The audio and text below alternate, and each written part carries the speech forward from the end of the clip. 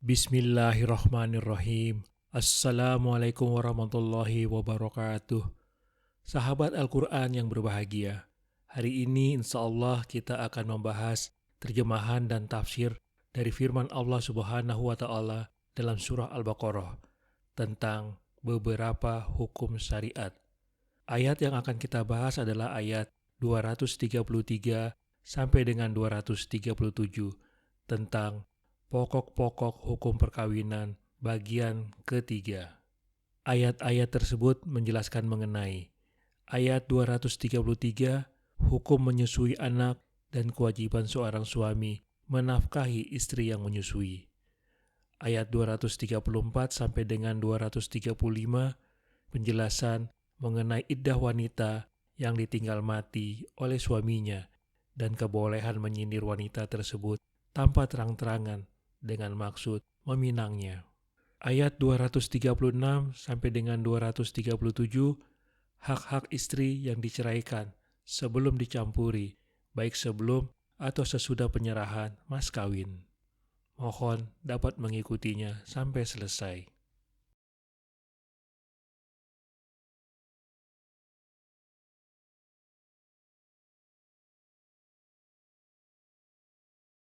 Dan ibu-ibu hendaklah menyusui anak-anaknya selama 2 tahun penuh, bagi yang ingin menyusui secara sempurna, dan kewajiban ayah menanggung nafkah dan pakaian mereka dengan cara yang patut. Seseorang tidak dibebani lebih dari kesanggupannya. Janganlah seorang ibu menderita karena anaknya, dan jangan pula seorang ayah menderita karena anaknya. Ahli waris pun berkewajiban seperti itu pula. Apabila keduanya ingin menyapih dengan persetujuan dan permusawaratan antara keduanya, maka tidak ada dosa atas keduanya. Dan jika kamu ingin menyusukan anakmu kepada orang lain, maka tidak ada dosa bagimu memberikan pembayaran dengan cara yang patut. Bertakwalah kepada Allah dan ketahuilah bahwa Allah Maha melihat apa yang kamu kerjakan.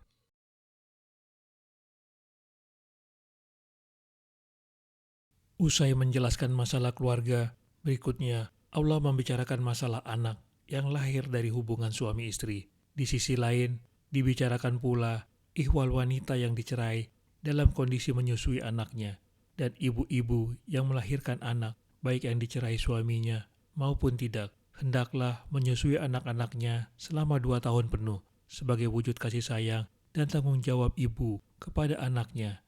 Air susu ibu atau ASI adalah makanan utama dan terbaik bagi bayi yang tidak bisa digantikan oleh makanan lain.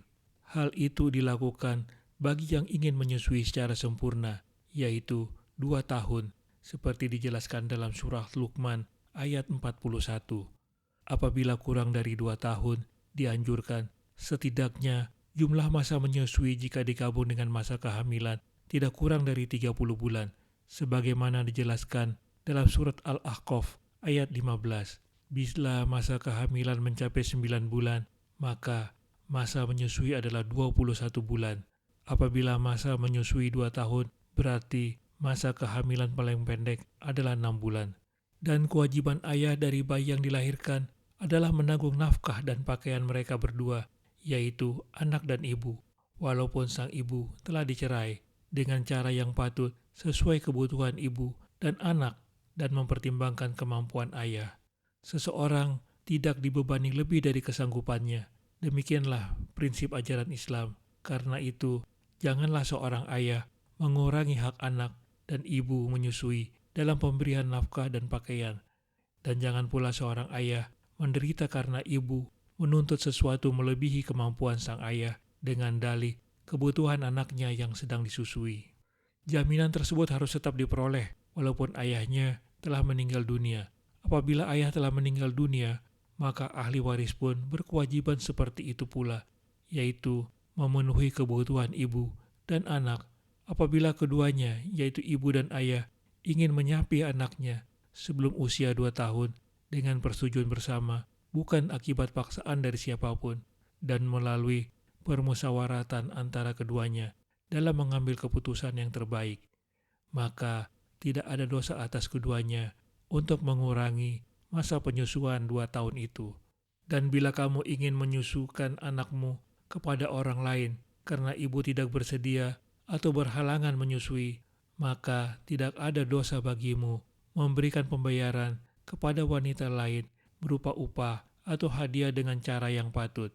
Bertakwalah kepada Allah dalam segala urusan dan taatilah ketentuan-ketentuan hukum Allah, dan ketahuilah bahwa Allah Maha melihat apa yang kamu kerjakan dan membalas setiap amal baik maupun buruk yang kamu kerjakan. Perceraian antara suami dan istri hendaknya tidak berdampak pada anak yang masih bayi. Ibu tetap dianjurkan merawatnya dan memberinya ASI. Demikian pula ayah wajib memberi nafkah kepada anak dan ibu selama menyusui. Agama sangat memperhatikan kelangsungan hidup anak agar tumbuh menjadi anak yang sehat dan cerdas.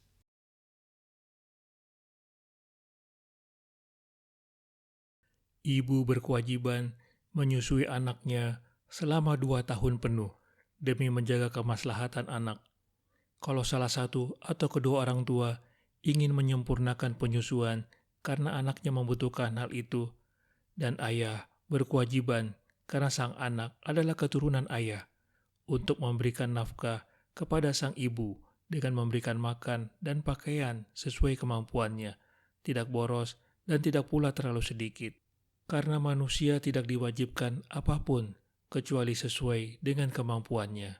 Nafkah itu hendaknya tidak merugikan sang ibu dengan mengurangi hak nafkahnya atau dalam mengasuh anaknya. Begitu juga sang anak tidak boleh menyebabkan kerugian ayahnya dengan membebaninya di atas kemampuannya atau mengurangi hak ayah pada anak. Apabila sang ayah wafat atau jatuh miskin sehingga tidak mampu mencari penghidupan, maka kewajiban memberi nafkah dilimpahkan kepada pewaris anak jika ia memiliki harta. Apabila salah satu atau kedua orang tua menginginkan untuk menyapih anak sebelum 2 tahun secara sukarela dan dengan melihat maslahat anak, maka hal itu dibolehkan. Kalau sang ayah hendak menyusukan anak kepada wanita lain, hal itu juga dibolehkan. Dalam hal ini, orang tua harus membayar upah dengan ridho dan cara yang baik. Jadikanlah Allah sebagai pengawas dalam segala perbuatanmu, dan ketahuilah bahwa Allah Maha periksa perbuatan itu dan akan memberikan balasannya.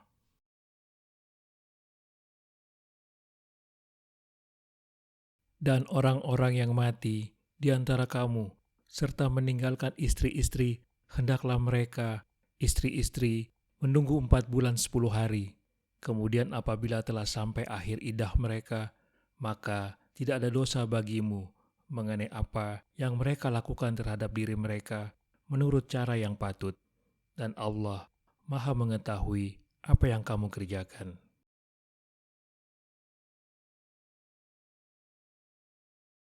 Ayat ini menjelaskan iddah cerai mati agar tidak ada dugaan bahwa iddah cerai mati sama dengan cerai hidup.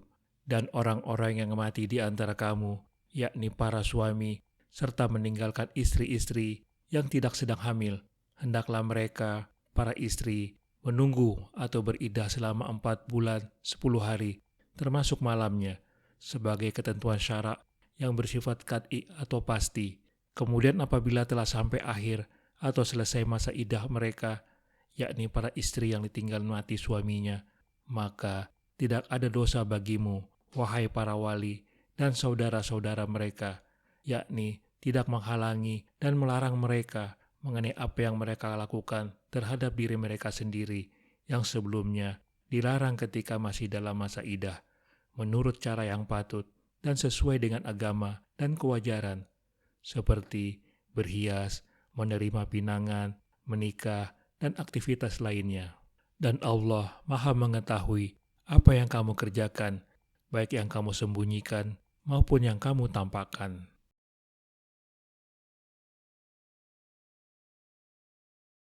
Istri yang ditinggal mati oleh suaminya dalam keadaan tidak hamil, maka harus menunggu masa iddah selama 4 bulan 10 hari tanpa kawin untuk melihat kondisi rahim dan pernyataan belasungkawa atas meninggalnya sang suami. Apabila masa iddah telah berakhir, maka kalian, para wali, boleh membiarkannya melakukan pekerjaan-pekerjaan yang baik hingga sampai akhir masa idah.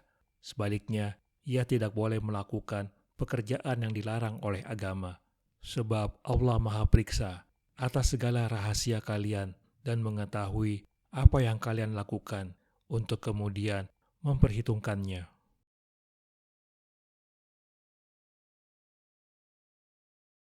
Dan tidak ada dosa bagimu meminang perempuan-perempuan itu dengan sindiran atau kamu sembunyikan keinginanmu dalam hati. Allah mengetahui bahwa kamu akan menyebut-nyebut kepada mereka. Tetapi janganlah kamu membuat perjanjian untuk menikah dengan mereka secara rahasia, kecuali sekedar mengucapkan kata-kata yang baik. Dan janganlah kamu menetapkan akad nikah sebelum habis masa idahnya. Ketahuilah bahwa Allah mengetahui apa yang ada dalam hatimu, maka takutlah kepadanya, dan ketahuilah bahwa Allah Maha Pengampun, Maha Penyantun.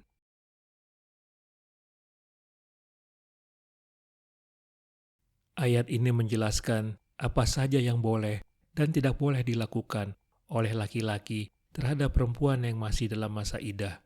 Dan tidak ada dosa bagimu, wahai kaum laki-laki, meminang perempuan-perempuan itu yang masih dalam masa idah, baik idah cerai mati maupun karena ditalak 3, selain yang ditalak rajai, 1 atau 2, dengan sindiran seperti ucapan, aku suka dengan perempuan yang lembut dan memiliki sifat keibuan, atau kamu sembunyikan keinginanmu dalam hati untuk melamar dan menikahinya jika sudah habis masa idahnya.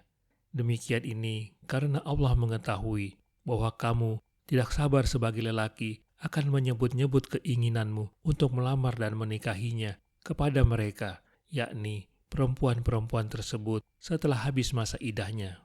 Tetapi janganlah kamu, wahai laki-laki, membuat perjanjian, baik secara langsung maupun tidak langsung, namun terkesan memberi harapan untuk menikah dengan mereka, yakni perempuan-perempuan yang masih dalam masa idah, secara rahasia, yakni hanya diketahui berdua, kecuali sekadar mengucapkan kata-kata sindiran yang baik. Dan janganlah kamu, wahai para lelaki, menetapkan akad nikah kepada perempuan yang ditinggal mati suaminya atau ditalak 3 sebelum habis masa idahnya, sebab akad nikahmu akan dianggap batal. Ketahuilah bahwa Allah mengetahui apa yang ada dalam hatimu, yakni ketertarikanmu kepada perempuan itu untuk segera menikahinya. Maka takutlah kepadanya dari melanggar hukum-hukumnya. Dan ketahuilah bahwa Allah Maha Pengampun atas kesalahan akibat kelemahan dirimu, Maha Penyantun dengan memberimu kesempatan bertobat.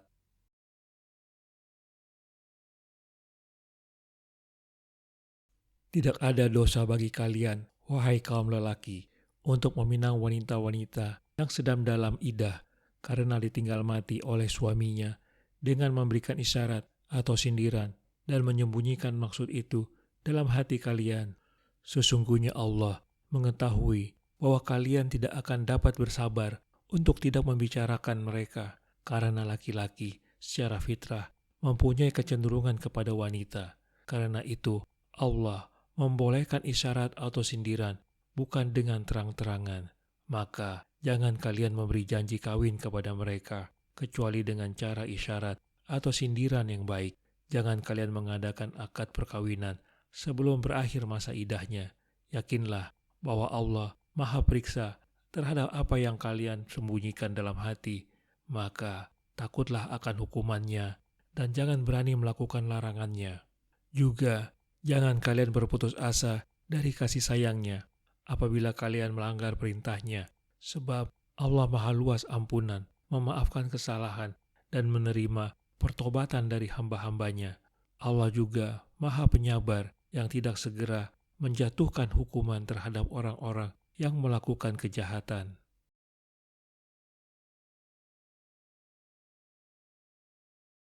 Tidak ada dosa bagimu jika kamu menceraikan istri-istri kamu yang belum kamu sentuh, campuri, atau belum kamu tentukan maharnya. Dan hendaklah kamu beri mereka mut'ah bagi yang mampu menurut kemampuannya dan bagi yang tidak mampu menurut kesanggupannya, yaitu pemberian dengan cara yang patut, yang merupakan kewajiban bagi orang-orang yang berbuat kebaikan.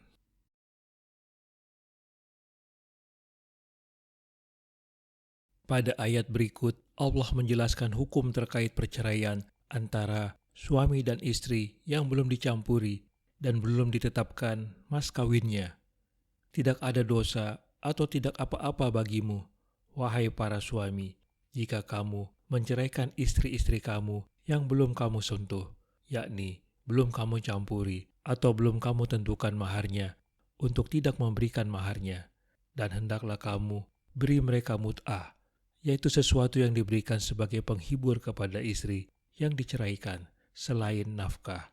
Bagi yang mampu, dianjurkan memberi mut'ah menurut kemampuannya, dan bagi yang tidak mampu, tetap dituntut untuk memberi mut'ah menurut kesanggupannya, yaitu pemberian dengan cara yang patut dan tidak menyakiti hatinya atau menyinggung perasaannya. Yang demikian itu merupakan kewajiban bagi orang-orang yang senantiasa berbuat kebaikan, yang dibuktikan dengan selalu siap berkorban.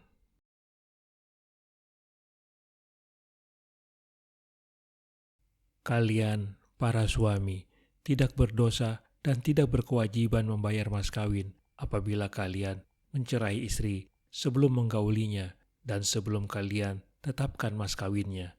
Tetapi berilah mereka sesuatu yang dapat menyenangkan dirinya dan meringankan derita jiwanya. Itu semua hendaknya dilakukan secara sukarela dan lapang dada.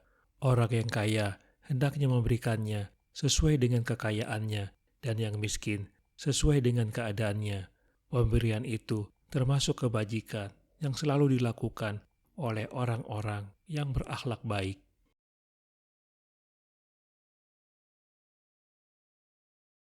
Dan jika kamu menceraikan mereka sebelum kamu sentuh, campuri, padahal kamu sudah menentukan maharnya, maka bayarlah 1/2 dari yang telah kamu tentukan, kecuali jika mereka membebaskan atau dibebaskan oleh orang yang akad nikah ada di tangannya. Pembebasan itu lebih dekat kepada takwa, dan janganlah kamu lupa kebaikan di antara kamu. Sungguh, Allah Maha melihat apa yang kamu kerjakan.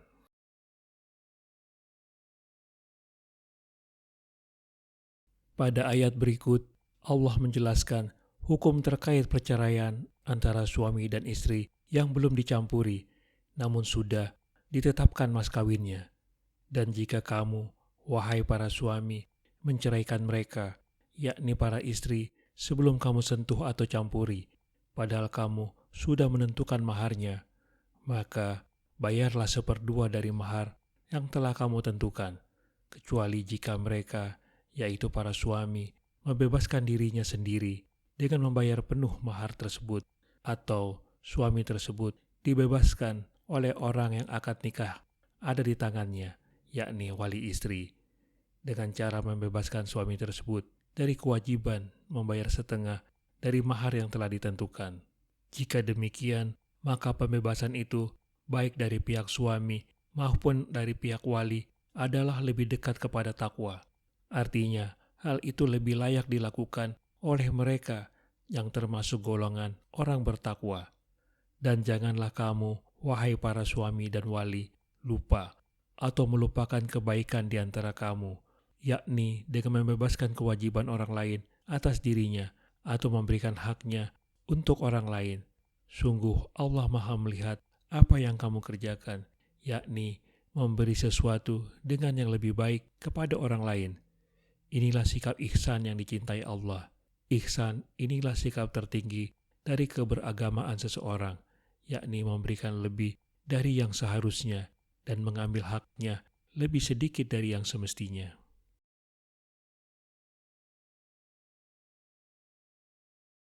Sedangkan apabila kalian menjatuhkan talak kepada istri sebelum kalian menggaulinya dan sudah menentukan mas kawinnya, maka kalian berkewajiban membayar separuh mas kawin kepada mereka, kecuali kalau istri itu tidak menuntut. Sebaliknya, sang istri tidak boleh diberi lebih dari separuh, kecuali jika suami rela untuk memberikan seluruhnya. Kerelaan kedua suami istri itu lebih terhormat dan lebih diridhoi oleh Allah, serta lebih sesuai dengan sifat orang-orang yang bertakwa. Maka janganlah kalian tinggalkan perbuatan itu, dan ingatlah bahwa kebaikan ada dalam sikap mengutamakan dan perlakuan yang baik kepada orang lain, karena hal itu lebih dapat untuk membawa kepada cinta kasih antara sesama manusia. Allah Maha Periksa atas hati-hati kalian dan akan memberikan balasan atas sikap mengutamakan itu.